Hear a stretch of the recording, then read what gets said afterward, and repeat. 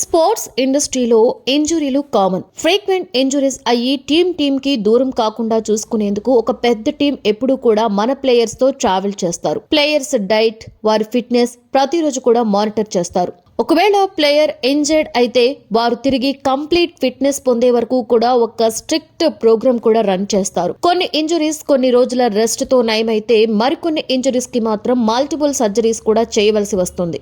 Injuries ని ఎలా deal చేస్తే ప్లేయర్ పర్ఫార్మెన్స్ కి ఎఫెక్ట్ అవ్వకుండా ఉంటుందో వరల్డ్ క్లాస్ డాక్టర్లు డిసైడ్ చేస్తారు.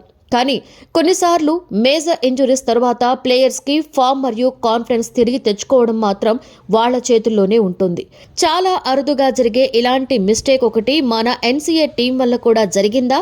అసలు విషయం ఏంటో చూద్దాం. గాయం కారణంగా వన్డే ప్రపంచ కప్ 2023 ఫైనల్ తర్వాత మైదానానికి దూరమయ్యాడు team India star pacer Mohammed Shami.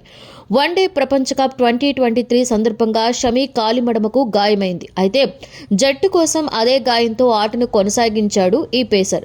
జట్టుకు టైటిల్ అందించాలనే లక్ష్యంతో టాబ్లెట్లు వేసుకుంటూ మరీ మైదానంలో దిగాడు. టోర్నీ ముగిసిన తరువాత మహమ్మద్ షమి గాయానికి చికిత్స ప్రారంభించాడు. కానీ గాయమైనప్పటికీ ఆటను కొనసాగించడంతో తీవ్రత పెరిగినట్లుగా వైద్యులు నిర్ధారించారు. తొలుత మెడిసిన్స్, ఇంజెక్షన్స్ తో గాయం నయం అవుతుందని భావించిన తీవ్రతను బట్టి అది సాధ్యం కాదని తేలింది. దీంతో తాజాగా ఈ స్టార్ పేసర్ తన మడమకు ఆపరేషన్ చేయించుకున్నాడు. తనకు సర్జరీ జరిగిన విషయాన్ని తానే స్వయంగా సోషల్ మీడియా వేదికగా వెల్లడించాడు. మడమ ఆపరేషన్ సక్సెస్ఫుల్ గా పూర్తయింది, కానీ కోలుకోవడానికి మాత్రం కొంత సమయం పడుతుంది. నా కాళ్లపై నా అంతటి నేనుగా నడిచి రావడానికి ఎదురు చూస్తుంటా అని ట్విట్టర్లో పేర్కొన్నాడు షమి. సర్జరీ తర్వాత ఆసుపత్రి బెడ్ పై ఉన్న ఫొటోస్ ని కూడా షేర్ చేశాడు.